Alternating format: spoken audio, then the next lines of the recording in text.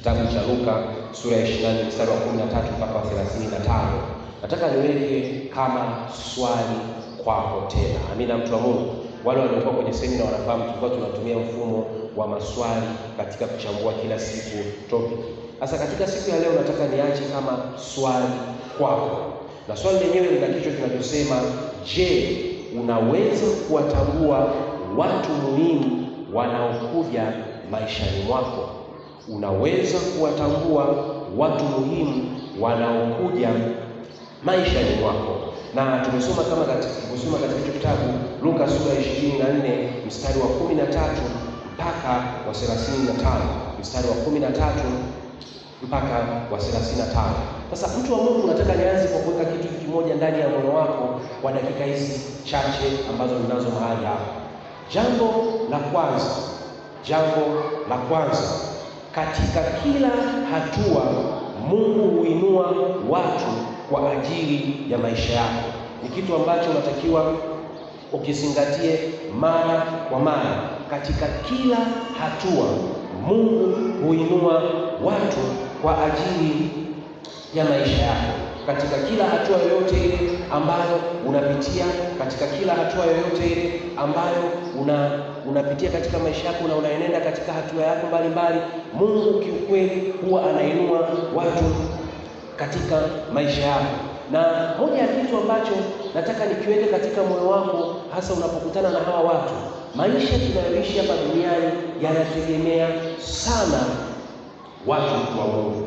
Maisha tulionayo hapa duniani yanategemea sana watu wanaokuzunguka. Maisha tulionayo mahali hapa duniani yanategemea sana watu ambao tunaishi nao. Na kwa kulijua hilo, Mungu mara kwa mara huwa anainua watu na kwa kuweka kwa ajili ya maisha yako. Lakini pointi ya pili, kabla sijaanza kukutajia vitu vingine vyoko mahali hapa, pointi ya pili ambayo nataka tuiangalie mahali hapa, watu hao wanaweza sana kuwa na vitu vifuatavyo. Wale watu ambao Mungu anawainua katika maisha yako, wale watu ambao Mungu anawaleta katika maisha yako, wanaweza kuwa na vitu vifuatavyo. Jambo la kwanza, hao watu Mungu ambao anawainua katika maisha yako, kiukweli mtu wa Mungu, kuna saa wanaweza kuwa na madhaifu. Amina kanisa. Kuna saa wanaweza kuwa na madhaifu kabisa ya kibinadamu kabisa. Ni Mungu amewainua kwa ajili ya maisha yako, ni Mungu amewatoa kwa ajili ya kuja kukusaidia katika maisha yako, lakini kiukweli wana madhaifu kabisa. Saa zingine ambayo hata wewe mwenyewe saa zingine unaweza ukakataa kushirikiana nao kwa sababu tu ya madhaifu ambayo wako nayo. Kwa mfano, kwenye Biblia tunafahamu wazi kabisa Musa alikuwa ni mpole, lakini kiukweli alikuwa ni mtu ana hasira sana. Amina, watu wa Mungu. Paulo alikuwa ni mtumishi mzuri sana, lakini kiukweli alikuwa na tabia ya kupenda kujisifia. Kristo asifiwe, watu wa Mungu.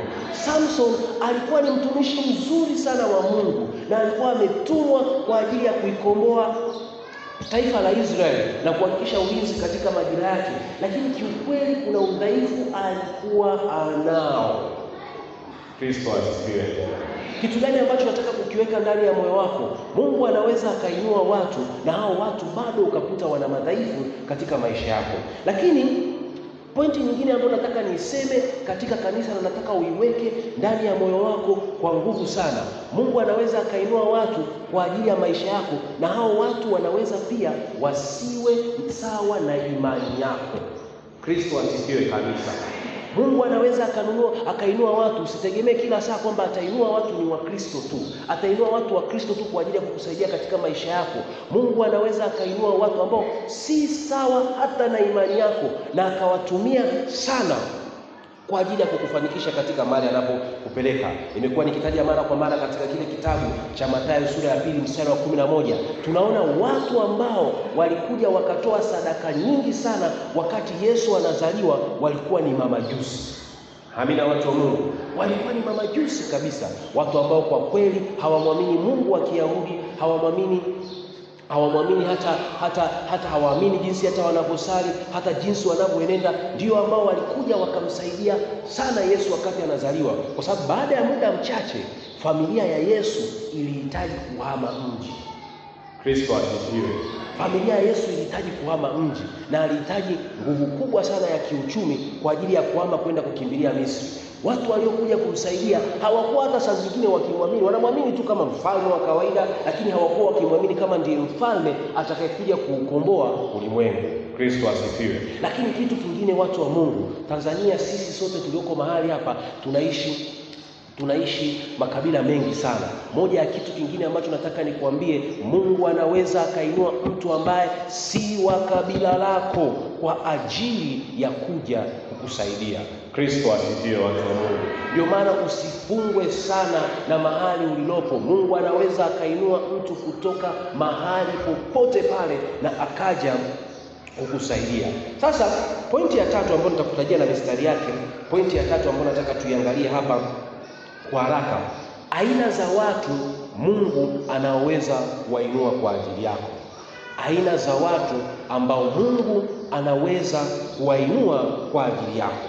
Sasa aina ya kwanza ambao Mungu anaweza akawainua kwa ajili yako ni watu ambao wanakupa connection. Nimekupa hilo neno, wanakupa connection au wanakupa fursa muhimu katika maisha yako. Mungu anaweza akainua watu ambao wakakupa fursa muhimu sana katika maisha yako. Hizo fursa saa zingine ni ngumu sana kuzipata mahali pengine. Saa zingine ni ngumu sana kuonekana hizo fursa katika mji wa mahali pengine. Mungu anaweza akainua watu kwa namna hiyo. Ukisoma katika kile kitabu cha Wafalme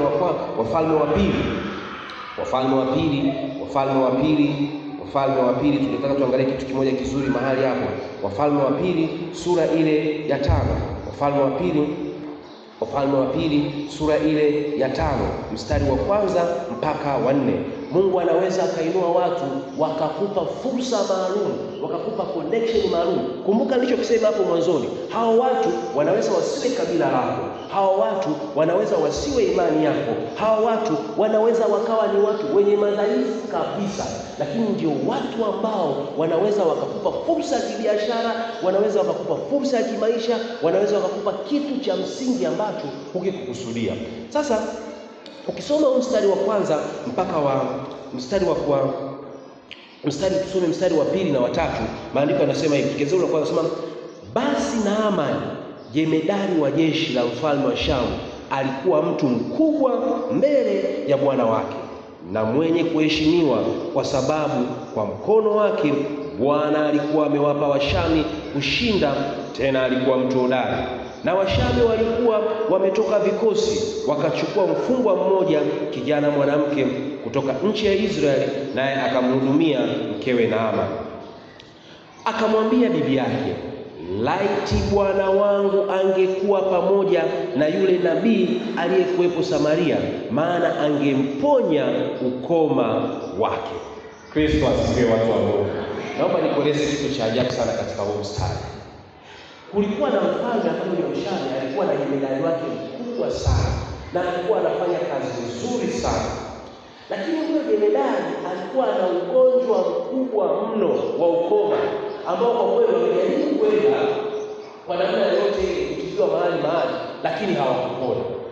Sasa ninachotaka uangalie, katikati ya ile familia kulikuwa na mfanyakazi tu ambaye yeye alikuwa anashughulika kwa ajili ya kutunza zile shughuli za mama wa pale nyumbani. Kristo asifiwe. Sasa nataka tujifunze kitu kimoja katika huu mstari. Yule mfanyakazi naye aliona hali ya bwana wake ilivyo. Amina, watu wa Mungu. Aliona kabisa baba wa nyumba hii anateseka, anaugua ugonjwa ambao haponi, amejaribu mahali ameshindwa, anateseka. Sasa angalia kilichofanyika. Na hivi naomba kama mtu wa Mungu ukichukue kama hekima kutoka kwa huyu mfanyakazi. Amina, watu wa Mungu. Amina, watu wa Mungu. Jambo la kwanza, huyu mfanyakazi hakwenda moja kwa moja kwa bwana wake kumwambia nina solution. Amina, watu wa Mungu. Kwa sababu ni rahisi kusema kwamba ninafahamu mahali ambapo unaweza ukapata tiba ya ugonjwa ulionao, lakini angalia hekima aliyoitumia huyu mfanyakazi. Ukisoma mstari wa 3, akamwambia bibi yake. Kristo asifiwe. Kristo asifiwe, watu wa Mungu. Unajua Watu wengi wana mawazo mazuri, lakini yanakataliwa kwa sababu namna yalivyotekelezwa. Amina watu wa Mungu. Hili wazo lilikuwa ni la binti. Naomba unisikize kwa makini. Lakini hakwenda moja kwa moja kwa baba. Alienda kwanza kwa bibi wa ile nyumba, mama wa ile nyumba. Akamwambia, "Halo, bwana wako alienda sehemu fulani, kuna mahali anaweza kupata." Kristo asifiwe. Katika Pasaka hii unaweza ukawa na mawazo mazuri sana, lakini jifunze kutokuruka zile protokoli ambazo ziko mahali unapofanyia kazi. Hamna wazo huu. Kwa sababu wengine wanaweza tu wakaruka protokoli. Mimi nina wazo la kumsaidia labda mchungaji, la kumsaidia askofu, la kumsaidia nini, unaenda moja kwa moja. Lakini hapo binti anatosha ambaye ana wazo ambalo ni la ukweli kabisa. Alifuata taratibu zote. Akaanza kumwambia kwanza yule bibi wa hapa. Na baada ya kumwambia yule bibi wa hapa, baada ya hizo taarifa zikaenda kwa yule jemedari. Kristo asifiwe watu wa Mungu. Kitu gani ambacho nataka nikuonyeshe? Huyu jemedari alikuwa amepambana kwa muda mrefu sana. Alikuwa amepambana muda mrefu kutafuta kituo cha afya, lakini kuna mtu Mungu alimuinua akamwambia kituo cha afya bora kiko kwa mtumishi mmoja wa Mungu aliyeiza anaitwa Esh. Hamna watu wa Mungu. Anaweza kainua watu wa namna hiyo kabisa. Anaweza kainua mtu wa namna hiyo kabisa katika kupiga kwenu mzuri, ghafla akaamua kusema na wewe, kwambia, "Alo, bwana, kuna mahali pale ambapo ukienda unaweza kupata tiba." Inaweza ikatokea kabisa. Kabisa anaweza kuinuka mtu na Mungu akamsemesha akakupa kitu cha namna hiyo. Lakini pia anaweza sasa, huyo alitoa fursa ya namna hiyo, lakini pia anaweza akakuonyesha, "Bwana, kuna mahali fulani ukienda unaweza ukapata kazi ya kukusaidia." Kristo asifiwe. Ni mtu tu kama mtu wewe mwingine. Ukisoma katika kile kitabu cha Mathayo sura ya 20 mstari wa 3 mpaka wa 4. Nataka nikwambie Mungu anaweza akainua watu wa ajabu sana. Mathayo sura ya 20 mstari wa 3 mpaka wa 4. Mathayo sura ya 20 mstari wa 3 mpaka wa 4. Tunaona andiko la ajabu sana mahali pale. Akaotoka alafu akawakuta watu wengine wamesimama sokoni njiani. Kristo asifiwe. Sasa Biblia inasema wazi kabisa hapa. Alipotoka akawakuta wengine wamesimama njiani, halafu hawana kazi ya kufanya. Kristo asifiwe. Kilichofuatia baada ya hapo ni nini? Aliwapa kazi ya kufanya. Jamani, mtu anaweza akainuka mahali popote akasimama na kutazama, akakuuliza kuhusu habari ya kazi unayofanya, na baada ya kuongea naye, ghafla akaamua kukubadilishia kazi unayoifanya. Kristo asifiwe watu wa Mungu. Ni maombi yangu katika jina la Yesu Kristo, Mungu akupe kuwatambua katika Pasaka hii watu wa Mungu. Mtu mwingine ambaye unaweza ukakutana naye ni watu wenye cheo au umaarufu. Naomba nisikize sana, nitakutajia mistari. Watu ambao Mungu anaweza akawainua akawaweka katika maisha yako ni watu wenye cheo au umaarufu. Mungu anaweza akakuweka karibu na hao watu kwa makusudi kabisa ambayo Mungu anaweza akayatumia huko baadaye kwa namna ambayo hukusudia.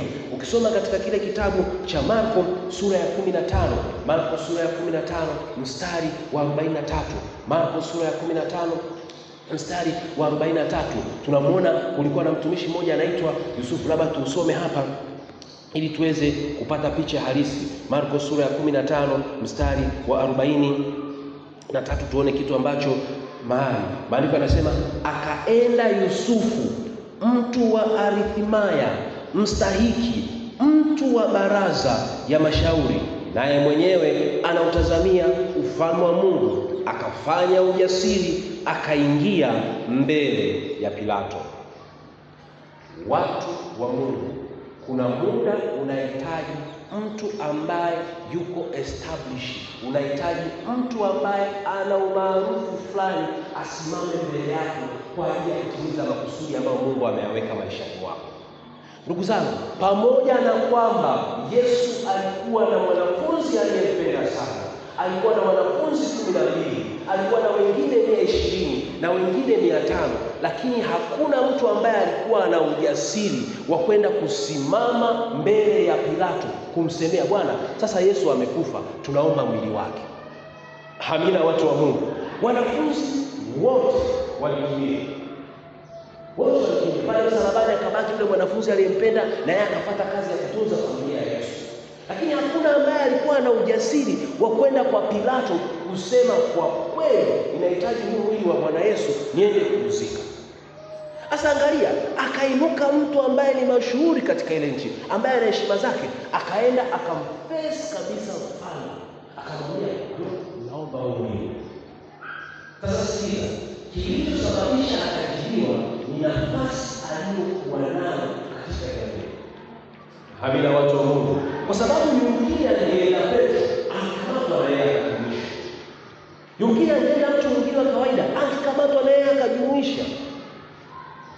Kristo asifiwe. Ndio maana katika maisha Mungu anaweza akainua sana mtu ambaye kwa kweli kwa jinsi ya kawaida hawezi kuwa karibu yako kikaribu sana, lakini Mungu akainua kwa ajili yako, akamweka mahali pale. Huyo mtu akawa na kazi moja tu, kukutaja mahali ambapo ni ngumu sana watu wengine kukutaja. Kristo asifiwe. Wanasema kwa kweli tunatafuta mtu wa namna fulani, tunatafuta mtu wa namna fulani, akainuka huyo mtu akakutaja tu mahali ambapo kwa kweli ni ngumu sana watu kukutaja. Kuna saa zingine nilikuwa kwenye sisi nilikuwa nawaeleza watu, inaweza ikainuka vita kubwa maishani mwako, alafu watu wakafundishana neno, wakafundishana mambo magumu ambayo kwa kweli hayana namna ambayo yanaweza kufikirika. Sasa sikia, ukiwa na mtu wa namna hii ambaye anakuamini na anaziona kazi zako, anaweza kusimama katikati ya baraza na anasema kabisa, Bwana, huyu mtu ni mtu takatifu na ni mtu kama ni kazi anatakiwa apewe kazi. Kristo asifiwe kanisa. Mtu mwingine ambaye anaweza kuonyesha mahali hapo, watu wengine kwa dakika hizi chache tunaenda haraka kidogo. Mtu mwingine ambaye anaweza kukuonyesha mahali hapo ni watu watia moyo, watu wanaotia moyo na faraja, watu wa kutia moyo na faraja. Moja ya kitu kingine ambacho Mungu anaweza akainua watu watia moyo na wenye kutia faraja. Watu wa Mungu katika maisha, sijatumika muda mrefu sana, lakini moja ya kitu ambacho nimekiona katika maisha haya, Mungu anaweza akainua watu kwa ajili ya kukutia moyo na kukutia moyo wa faraja. Na nikueleze kitu kimoja, watu hawa kwa kweli, watu hawa wanaweza wasiwe na mchango mkubwa sana. Tunaenda sawa sawa? Wasiwe na mchango mkubwa sana wa mali, wasiwe na mchango mkubwa sana wa mawazo, lakini ni watu ambao wanaweza wakatoa mabega yao wakaacha wengine mpaka wanawazi. Hiyo moja ya kitu ambacho katika maisha tunawahitaji sana watu wa namna hii, kwa sababu Yesu anasema wazi kabisa, duniani tunayo dhiki, jipeni moyo mkubwa kwa mlioshinda wewe. Sasa Mungu anaweza kuinua watu ambao wakati wewe uko katika changamoto fulani, mambo hayaendi kusini, hayaendi mahali fulani, anaweza asiye hata na yeye alikupa mtaji, anaweza asiye kitu chochote, lakini akija akakusikiliza, akakutia moyo. Kristo asifiwe. Akakutia moyo kwa usikate tamaa, unaweza kupiga hatua mahali hapa. Usikate tamaa, unaweza kupiga hatua mahali hapa. Endelea kusonga mbele, endelea kusonga mbele. Mungu anaweza kuinua watu ndani ya maisha. Watu wa Mungu, katika watu ambao ukiambiwa uombe Mungu mara kwa mara, ni watu wa namna hii, kwa sababu hawapatikani kirahisi.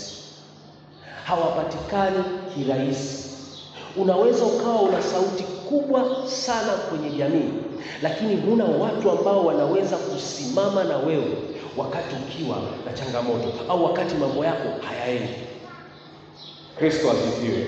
Saa zingine nilikuwa naongea na baba, namweleza kitu kimoja kwamba saa zingine unaenda mahali unatamani, wewe mwenyewe una changamoto, una shida, unaenda kwa mahali unatamani kupata mtu ambaye utamweleza changamoto zilizoko moyoni mwako. Akishagundua kumbe wewe ni mtumishi, hizo za kwako ndogo, acha mimi nikueleze. Lakini na wewe kiukweli unatamani umweleze zile changamoto ulizonazo.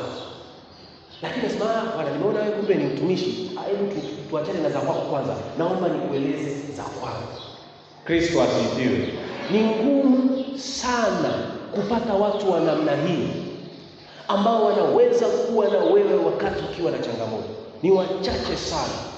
Mtumishi mmoja wa Mungu ambaye ni mwinjilisti wa kimataifa alikuwa anaeleza kitu gani ambacho kilitokea. Wakati akiwa kijana anahubiri, anafanya injili, anahubiri maeneo, akakutana na bibi mmoja mzee sana ambaye ameshahubiri mpaka amefikisha miaka 90. Kwa hiyo alikuwa ni mwinjilisti, kwa sababu alikuwa ni mwinjilisti kijana. Akaenda kwa yule bibi kizee ambaye amehubiri na miaka 90 sasa, akaenda akamwomba ushauri. Akamwambia, bibi, nafahamu kabisa kazi yako ambayo umeifanya katika hii dunia, umezunguka nchi na nchi kwa ajili ya kusema neno la Bwana. Ni ushauri gani ambao unao kwa mimi kama mtumishi kijana? Yule bibi akacheka sana, alafu akamwambia neno moja: ukiweza kumwomba Mungu akakupatia at least watu watano tu katikati ya watu duniani, watu watano tu wa kukutia moyo, watu watano tu, utakuwa wewe kuna kitu kikubwa sana Mungu amekupa.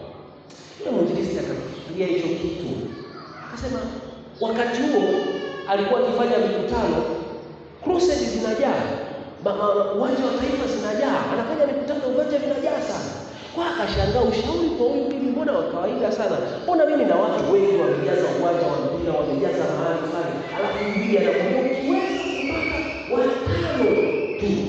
watano tu utakuwa umebarikiwa sana. Yule mwinjilisti akamaliza akaondoka. Ilipofika mwaka 2011-2013 akapitia changamoto kubwa sana katika familia yake. Familia yake ikapitia changamoto kubwa sana. Ghafla ile mikutano ambayo alikuwa anaiona ikaanza kuondoka. Watu wakawa hawamwelewi. Hakuna mtu yote aliyekuwa anamuelewa. Alishangaa sana akayakumbuka yale maneno ya yule bibi. Na alishangaa sana kuja kugundua alitafuta sana hata watu wa kumtia moyo. Alipatikana ni mtu mmoja. Kweli ndio sio kwa yale maneno. Watu watano ni kazi sana hasa kwa kutumikia. Kristo asifiwe. Kristo asifiwe. Kwa ni jambo la msingi sana. Mungu anaweza kuinua watu wa namna hii. Sasa kitu ambacho nataka nikizungumze pamoja na mstari ambao tumekwisha usoma, watu hawa, pointi ya 4 sasa. Watu hawa wana muda maalum. Ukiisha huo muda huwa wanaondoka. Watu wa Mungu, watu wote anaowaleta katika maisha yako huwa wana muda maalum. Hawatokaa na wewe maisha yako yote. Wana muda maalum. Kuna wengine huwa wanatumwa wanakaa na wewe kwa mwezi mmoja. Kuna wengine huwa wanatumwa wanakaa na wewe kwa wiki 2. Kuna wengine kwa siku moja. Wakishamaliza wanaondoka. Ndicho sasa kilichotokea katika kufufuka kwa Yesu. Amina, watu wa Mungu. Yesu alipofufuka, alipoenda sasa kusoma katika kitabu cha Luka sura ya 24 mstari wa 13 mpaka 33, alikaa na wale vijana. Ndugu zangu, unakaa na Yesu, unapiga story zaidi ya masaa 2 na haujui kwamba huyu ndo Yesu. Ninachotaka kushangaa ambacho mimi kinanifikirisha mara kwa mara, hawa wanafunzi wawili waliokutana na Yesu hawakuwa na matatizo mengi. Walikuwa nayo, sio? Pengine labda kuna mgonjwa nyumbani walikuwa wamemwacha, tunaenda sawa. Pengine kuna mambo yao yalikuwa hayaendi. Lakini walikaa na Yesu masaa 2 na zaidi, na wakaenda mpaka nyumbani wakaanza kumega mkate bila kumtambua. Kristo asifiwe. Wakakaa naye bila kumtambua masaa 2 na zaidi, bila kumtambua. Yesu alipotea, wakabaki kusema ni kweli tumekutana naye. Lakini nataka nikwambie, kama walikuwa na matatizo bado yako, kwa sababu hawakutambua wakati akiwa nao. Kristo asifiwe kabisa. Kristo asifiwe. Ndio maana ni maombi yangu mara kwa mara, watu wa Mungu, ni maombi yangu mara kwa mara, Mungu akupe kuwatambua hawa watu ambao wanakuja katika maisha yako. Hawa watu hawana muda mrefu, hawana muda wa kukaa na wewe muda mrefu. Wamekuja watu ambao kwa kweli unaona wanakushirikisha mara kwa mara fursa za kibiashara, wanakushirikisha mara kwa mara fursa za kitu fulani. Kwa kweli hawatokaa na wewe muda wote. Kuna muda utafika wataondoka. Hamia watu wa Mungu. Kuna watu unaona wanakuja, wanakusisitiza swala la kusoma. Fanya bidii kusoma. Unaweza ukawachukulia hao watu ni wa kawaida, lakini Mungu amewainua kwa makusudi fulani. Na hao watu huwa wanakaa kwa muda fulani. Baada ya muda huwa wanaondoka, kama Yesu alivyoondoka machoni pa wanafunzi wake. Ni maombi yangu katika jina la Yesu Kristo, Mungu akupe kuwatambua hao watu wanapokuja maishani mwako, na watu wote tuseme amina. Pointi ya 5 na ya mwisho kabisa, pointi ya 5 ambayo naamisha ni kwamba omba Mungu afungue macho yako uweze kuwatambua. Omba Mungu afungue macho yako uweze kuwatambua. Watu wa Mungu, binadamu wote ni sawa, lakini wanatofautiana neema. Walikuwa kwenye semina niliwaonyesha kuna sadaka moja, niliwafundisha kitu kimoja. Binadamu wote ni sawa, lakini wanatofautiana neema. Omba Mungu akupe kuwatambua kabla hawajaondolewa katika maisha yako. Sura ile ya kwanza mstari wa 17 mpaka wa 18. Waefeso sura ya kwanza mstari wa 17 mpaka wa 18. Maandiko yanasema hivi kabisa. Mungu Bwana wetu wa utukufu, naomba niusome hapa vizuri kabisa. Nataka kusoma kwa kichwa kile, nataka niusome vizuri kabisa tupate picha. Mstari wa 17 na wa 18. Mungu wa Bwana wetu Yesu Kristo, Baba wa utukufu, awape ninyi roho ya hekima na ya ufunuo katika kumjua yeye. Macho ya mioyo yenu yatiwe nuru, mjue tumaini la mwito wake jinsi lilivyo, na utajiri wa utukufu wa urithi wake katika watakatifu jinsi ulivyo. Nataka kile kipengele cha msingi ukiangalie, macho ya mioyo yenu yatiwe nuru. Kristo asifiwe kabisa. Nasema Kristo asifiwe. Macho ya mioyo yako yatiwe nuru, uweze kuwaona hawa watu beyond ya madhaifu yao, beyond ya changamoto walizonazo, beyond ya vile vitu ambavyo kwa kweli hawafanani kabisa. Mungu akupe hiyo neema ya kuweza kuona na kuwatambua zaidi ya kile kitu ambacho Mungu amewapa. Kristo asifiwe. Ninasema Kristo asifiwe. Watu wa Mungu, sina mambo mengi sana ya kusema katika ibada hii ya leo. Tamani kwa kumalizia kwa kusema hichi kitu. Maisha ni watu. Usiwakatae watu kwa sababu ya madhaifu yao.